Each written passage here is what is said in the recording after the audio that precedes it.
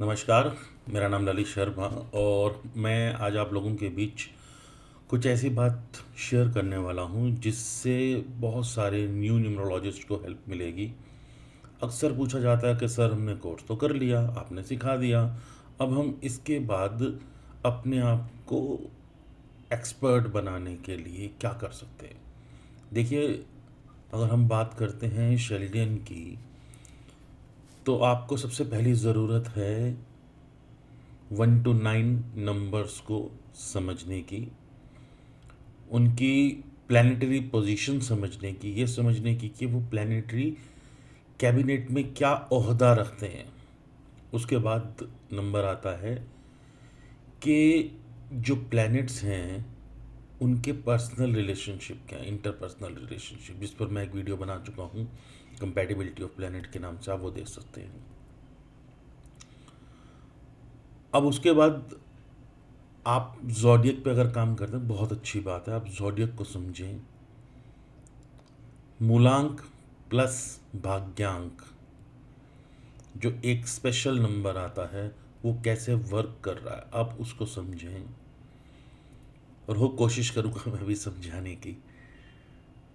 और उसके बाद बारी आती है जब हम कहते हैं कि रिसर्च रिसर्च क्या है या कुछ सर्च क्या है। हमें ये चीज़ करनी है कि सबसे पहले तो ये समझना है कि आप किस फील्ड में करना चाहते हैं, आपका फील्ड ऑफ इंटरेस्ट क्या है। मैंने जो अपने जीवन में समझा है, मेरे अनुसार जब हमारे जीवन में कुछ परेशानियाँ आती हैं, वो परेशानियाँ हमें बताती हैं कि कैसे हमने उस परेशानी को लड़कर उससे बाहर निकलना है। और जब हम एक परेशानी से लड़कर बाहर निकल कर आते हैं, वो हमारा एक्सपीरियंस उन लोगों के लिए काम आता है जिनके जीवन में वो इश्यूज़, वो प्रॉब्लम्स आने वाली हैं। होप आप इस इजी से फंडे को समझ पाए हों। अब नेक्स्ट स्टेप, कि जब आपने समझ लिया कि आपका फील्ड ऑफ इंटरेस्ट क्या है, आपका नीश क्या है, तो उसके बाद आपको समझना पड़ेगा कि अगर हम एग्ज़ाम्पल लेते हैं, अगर आप समझ रहे हैं किसी इंसान को कैंसर है और आपने देखना है कि कैंसर के लिए कौन से नंबर्स इम्पैक्ट डाल रहे हैं उसकी लाइफ में, तो आप ज़रूर ज़रूर कीजिए उन नंबर्स पे काम। लेकिन आप डाटा इकट्ठा कीजिए सबसे पहले पर्टिकुलर कैंसर का, क्योंकि कैंसर के लिए बहुत सारे नंबर्स अलग अलग हो सकते हैं। उसी तरीके से कैंसर की बहुत सारी टाइप्स हैं। अगर किसी इंसान को कैंसर हुआ है तो वो कौन सा कैंसर हुआ है, आप उस पर्टिकुलर डाटा को कलेक्ट कर सकते हैं। अगर कुछ बच्चे हैं जो स्पेशली स्पेशल चाइल्ड जिन्हें कहा जाता है, तो उनके जीवन में ऐसा क्या है जिस कारण से वो स्पेशल चाइल्ड हुए हैं, आप उनका डाटा लीजिए। डाटा लेने के लिए आप ऐसे स्कूल्स में जाकर उनसे रिक्वेस्ट कर सकते हैं। अगर रिलेशनशिप के ऊपर आप काम करना चाहते हैं, तो ऐसी बहुत सी एनजीओज़ हैं जो वर्क कर रही हैं जहाँ पर रिलेशनशिप इश्यूज़ के कारण मेल एंड फीमेल सेपरेटली अलग अलग जा रहे हैं। आप ह्यूमन राइट कमीशन में जाकर वहाँ से डाटा कलेक्ट कर सकते हैं। आरटीआई एक बहुत अच्छा माध्यम हो सकता है ऐसे कपल्स के बारे में जानकारी लेने का। और नहीं तो वैसे भी पर्सनली हमारे इंडिया में मेन राइट्स एक्टिविटीज़ को लेकर काम करने वाली बहुत सारी एनजीओज़ हैं, जिसमें सिर्फ एक बड़ा नाम है। आप चाहें तो उनसे हेल्प ले सकते हैं। आपको ऐसे कपल का डाटा और नेम मिल सकता है, date of birth and name, जिनके रिलेशनशिप इश्यूज चल रहे हैं। ठीक, ऐसी कई सारी अलग अलग चीज़ें हैं। हो सकता है मेंटल हॉस्पिटल जिसे कहा जाता है, इभास, ऐसे और भी बहुत सारे हॉस्पिटल हैं। अब वहाँ से डेट ऑफ बर्थ कलेक्ट करके आप ये देख सकते हैं कि क्या कॉमन है उन लोगों में। क्या मूलांक और भाग्यांक का कॉम्बिनेशन मेंटल टेंशन दे रहा है? क्या मूलांक और नामांक का कॉम्बिनेशन मेंटल टेंशन दे रहा है? इसी तरीके से क्या ज़ोडिक साइन मेंटल टेंशन दे रहा है? वो कौन सा पर्सनल ईयर था जिस समय उनकी लाइफ में कुछ इशू क्रिएट हुए। इसके साथ साथ आप देख सकते हैं वो कौन सा पीरियड था, जो कि आपको पीरियड नंबर से पता लगता है कि जिस समय में उनकी लाइफ में ये इश्यूज क्रिएट हुए। इसी साथ साथ आप देख सकते हो पुलिस की हेल्प से कि कितने एक्सीडेंट्स हो रहे हैं, और अगर आपको एक्सीडेंटल डाटा मिलता है तो आप उससे भी सर्च कर सकते हो कि किस कारण से उस समय कौन सी होरा चल रही थी, उस समय कौन सी दशा चल रही थी, कौन सा समय चल रहा था जिसके कारण ऐसी घटनाएं घटी। अलग अलग पैरामीटर्स हो सकते हैं, लेकिन शुरुआत डाटा कलेक्शन से ही होगी। तो आपको सबसे पहले अपना गोल समझना पड़ेगा, आप किस फील्ड में रिसर्च करना चाहते हैं। दूसरी चीज़ कि आप जो रिसर्च कर रहे हैं वो रिसर्च एक पर्टिकुलर सब्जेक्ट के बारे में कैसे कर रहे हैं। मान लीजिए आपने किसी फेमस हस्ती को लिया, एक ऐसे सेलिब्रिटी को लिया कि जिसकी लाइफ के बारे में सब ऑन सोशल मीडिया है, ओपन, आपको सब कुछ पता लग रहा है, तो उसकी लाइफ का पूरा जीवनी, या अगर आपको किसी की जीवनी मिलती है, अगर आपको कोई ऐसी ऑटोबायोग्राफी मिलती है जिसमें सब कुछ बताया गया हो किसी बड़े आदमी के बारे में, तो आप वहाँ से भी समझ सकते हो कि उसकी किस किस एज में कौन कौन सी चीज़ें हुई। अच्छी चीज़ें एक पर्टिकुलर पैटर्न को फॉलो कर रही होंगी, एक सीक्वेंस को फॉलो कर रही होंगी, उसी तरीके से बुरी चीज़ें भी। हमारे जीवन में लगातार नंबर काम करते हैं। जब भी एक बच्चा जन्म लेता है तो उसके हाथ पर एक टैग लगा दिया जाता है, वो भी नंबर्स हैं। उसके बाद उसका जन्मदिन, उसका पहला टीका, दूसरा टीका, उसका ये, उसका वो, हर चीज़ नंबर से देखी जाती है। होप आप समझ पाएँ कि किस तरीके से आप रिसर्च वर्क में जा सकते हैं। अब रेगुलरली आपने 10 डेट ऑफ बर्थ ली और उनमें कुछ ऐसे कॉमन सीक्वेंसेस थे या एक कॉमन पैटर्न थे जिसके कारण आपको पता लग रहा है कि इस इंसान के लाइफ में ये इशू जनरेट हुआ। अगर 10 में कुछ चीज़ कॉमन मिल गई तो आप उसको एक साइड लिख लेंगे, फिर नेक्स्ट 10 पे काम करेंगे, फिर नेक्स्ट 10 पे। मान लीजिए आपने 100 लोगों पर भी अगर काम कर लिया तो उस काम को आप 100% नहीं मान सकते, क्योंकि research is a on going process.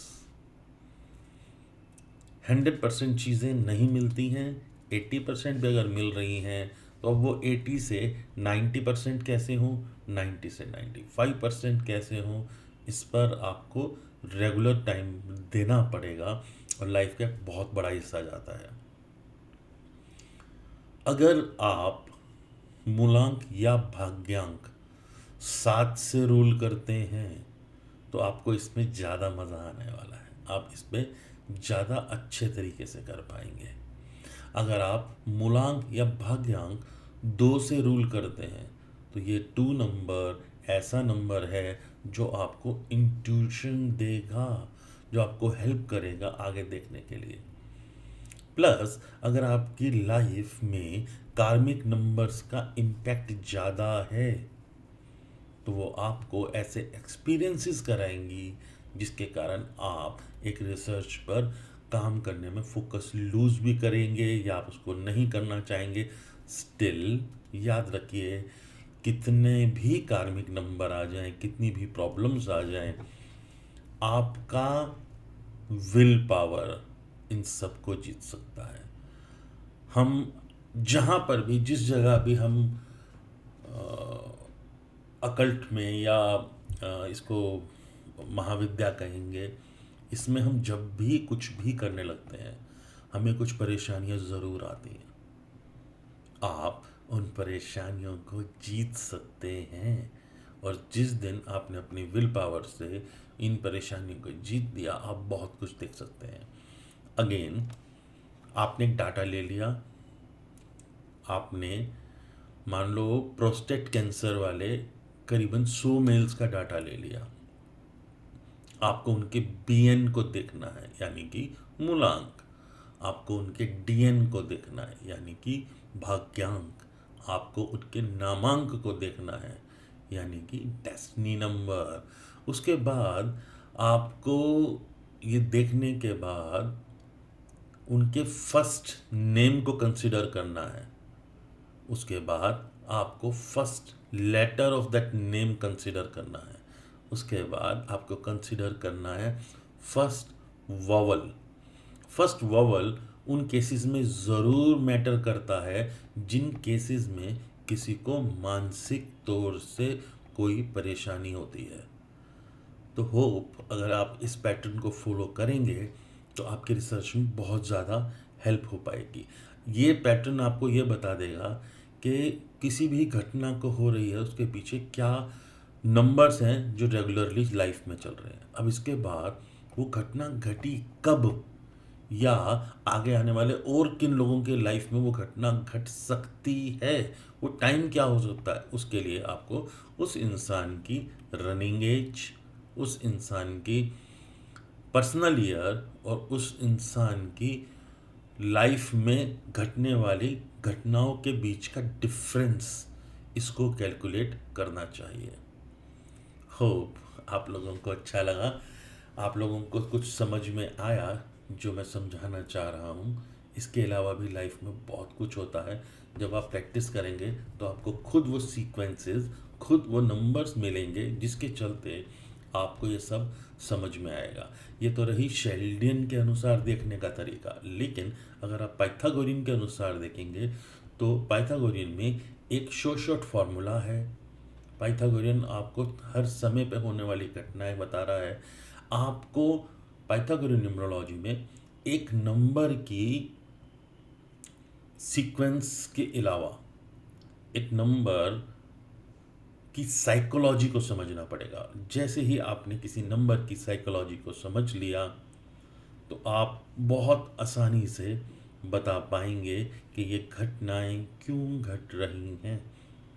इसके बाद हम बात करते हैं कबाला की। तो जब आप हिब्रू न्यूमरोलॉजी में वर्क करते हैं तो हिब्रू में आपको हेल्प मिल सकती है इस तरीके से कि ये जितनी भी घटनाएं हैं, ये सभी घटनाएं किस नेम में आने वाले लेटर के कारण या नेम में आने वाले अल्फ़ाबेट्स के कॉम्बिनेशन के कारण घट रही हैं। होप आप जिस भी मेथड को फॉलो करते हो आपको समझ आए कि आप किस तरीके से रिसर्च में और रिफाइन वर्क कर सकते हैं। आपके नेम में आने वाला फर्स्ट लेटर, आपके नेम फर्स्ट नेम में आने वाला लास्ट लेटर और आपके सेकंड नेम में आने वाला फर्स्ट लेटर बहुत महत्व रखता है। अब इसमें एक चीज़ मैं क्लियर कर दूं, अगर हम नेम न्यूमरोलॉजी की बात कर रहे हैं तो नॉर्थ इंडिया, साउथ इंडिया या अदर वेस्टर्न कंट्रीज़ में फ़र्क है कुछ। वो ये है कि अगर मैं ललित शर्मा हूँ तो ललित पहले है, शर्मा बाद में। लेकिन अगर मैं साउथ इंडियन होता तो शर्मा पहले आता, ललित बाद में। That means calling name. इसी तरीके से अगर हम फॉरेन कंट्रीज़ की बात करते हैं तो वहाँ पर भी आपका कॉलिंग नेम बाद में आता है। तो याद रखना, कॉलिंग नेम को वैल्यू देनी है, कॉलिंग नेम को कैलकुलेट करना है। दैट मीन्स जब हम बात कर रहे हैं फर्स्ट नेम की तो वो नॉर्थ इंडियंस है। और ये जो कंसेप्ट है, देश, काल, पात्र और परिस्थिति के अनुसार चीज़ें बदल जाती हैं और आप इस कंसेप्ट को समझ पाएंगे, ऐसी मेरी सोच है। क्योंकि आप खुद बहुत समझदार हैं और मुझे पता है जो लोग भी इस काम को करने जा रहे हैं या करना चाह रहे हैं उनके लिए वीडियो बहुत हेल्पफुल रहेगी। तो अपनी वाणी को यहीं विराम देता हूँ। जय माता दी।